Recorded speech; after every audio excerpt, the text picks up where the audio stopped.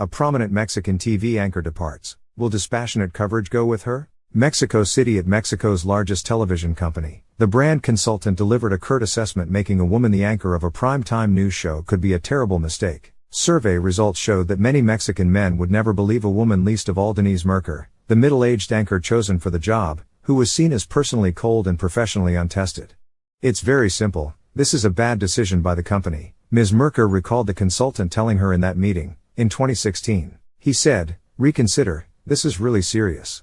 The company, Televisa, stuck with Ms. Merker anyway, and she went on to become the most watched news anchor in Mexico, with 3 times as many viewers as her closest competitor. But now, she's the one with doubts about whether she belongs. Confronting the country's president, Andrés Manuel López Obrador, who regularly uses his bully pulpit to disparage the press, the media in Mexico has become deeply polarized, consumed much of the time by a knockdown drag-out fight with the most powerful man in the country. Ms. Merker is among the few remaining prominent voices who has largely avoided being pulled into the cage match. She is trying, she says, to adhere to a bedrock of independent journalism: impartiality. On Monday, Ms. Merker, 58, will step down from her on-air role at a time when that principle is under threat. Her defenders say it's a loss for objectivity in a country that is increasingly divided. Her critics say that her approach is really too soft and that it no longer fits in the warlike media landscape of today's Mexico. As the country gears up for a contentious presidential campaign, Ms. Merker herself is starting to believe her brand of restrained coverage will soon be harder than ever to sustain.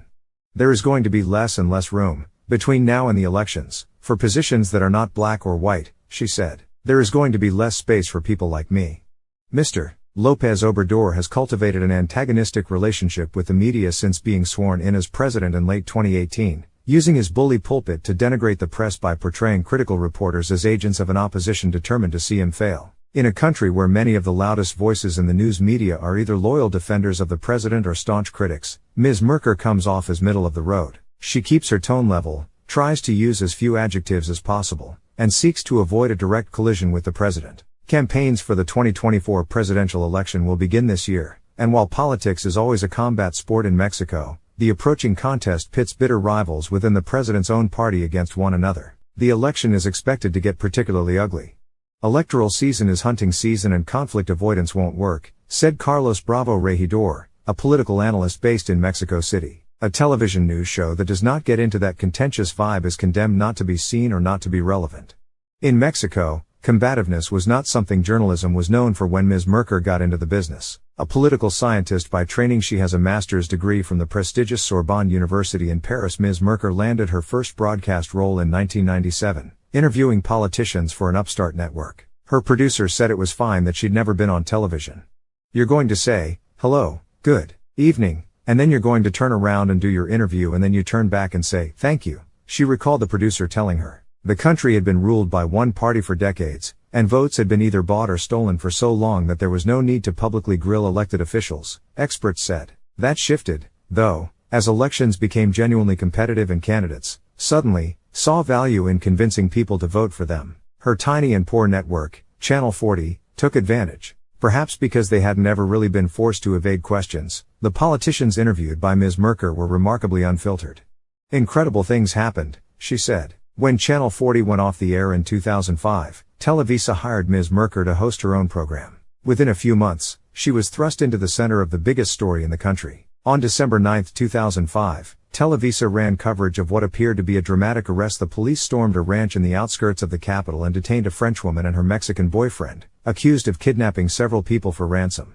But in the days that followed, Ms. Merker learned, from a young reporter for Televisa, that the raid had been staged. She took her reporting to Leopoldo Gomez, an executive at the company. "I went to him and said, 'Here's the information I already have. What do you know about this?' she said. He told me, 'I had no idea, go with it.'" On her program, Ms. Merker later broke the story that the televised arrest of the suspects in the actual kidnapping had been a reenactment. The suspects had been arrested a day earlier with no cameras present, and the elaborate publicity stunt became an international scandal, turning the new anchor into a budding star. About a decade later, when Televisa sought a new anchor for its nightly news program, Ms. Merker seemed a shrewd, if risky, choice. Televisa had been damaged by its perceived allegiance to Enrique Peña Nieto, who received outsized positive coverage by the network when he won the presidency in 2012, but then became tarred by charges of corruption. Mr. Peña Nieto's approval ratings plunged to historic lows before he left office in 2018. Televisa needed to reinvent itself, said Andrew Paxman, a professor of journalism at Mexico's Center for Research and Teaching in Economics. The company's share price was slipping, Mr. Paxman said, along with ratings. They felt they needed to shake things up. After the poor review from the brand consultant, Ms. Merker hired a friend, the director of a local theater school, to help her better convey her emotions. For so long, she said, she had been containing any expressiveness that might be misconstrued as too female. I went to the other extreme, of zero emotion, she said. So Ms. Merker worked on looking directly at the camera and showing empathy, or disbelief, or indignation, or just pausing at certain moments to process events alongside her viewers. Some nights it's as if I'm on a journey with a bunch of people and we're seeing things together and it's provoking something in us, Ms. Merker said. I try to have a small reaction to what we're seeing, and that has emotional resonance. But the arrival of Mr. López Obrador, who was swept into office in a landslide in 2018, has recalibrated Ms. Merker's relationship to emotion. Mr. López Obrador has antagonized the nation's independent press since the beginning of his term, routinely lashing out at critical media and daily news conferences. He names and shames columnists he doesn't like and holds a weekly segment called Who's Who in Lies, intended to expose supposed fake news. The attacks have produced a sharp backlash among many media figures, who respond to Mr. López Obrador by trading blows with him. Ms. Merker sees that acerbic response as a journalistic failure. Their anger is so deep, so personal, that they disqualify themselves professionally from continuing to do their job, she said. She has made a conscious decision to be more sober, less strident, she said. We aren't going to get into a direct conversation with the president. Some analysts, though, accuse Ms. Merker of being too timid at times and say that her approach is shaped by the interests of the juggernaut that employs her. The government is a dominant source of advertising revenue for Mexican media, and while the money Televisa gets represents a small fraction of its income, the network is still a top recipient of those dollars in the country. All Mexican governments have had influence over television, and this government is no different, said Raúl Trejo de Labra, a professor of political science at the National Autonomous University in Mexico City. Just like every anchor at the company, Merker has had to adapt to the rules of the company. Critics of the government say the moment calls for a sharper response than Ms. Merker's. If, for the sake of not becoming part of the story and for the sake of not using adjectives, you fail to speak truth to power in a consistent way, don't you become an enabler?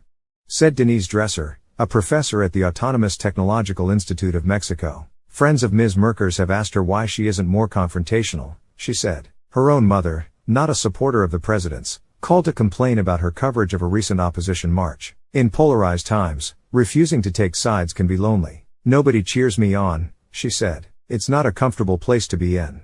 Ms. Merker will remain an executive producer of her show, which will be anchored by Enrique Acevedo, a longtime correspondent on CBS. She said she was stepping away partly because she wanted to leave the sanctuary of her high-profile role. Being an anchor, she said, brings the comfort of knowing that what you do matters. It's like having your existential question resolved, she said. I'm more tempted to put that at risk and do something else.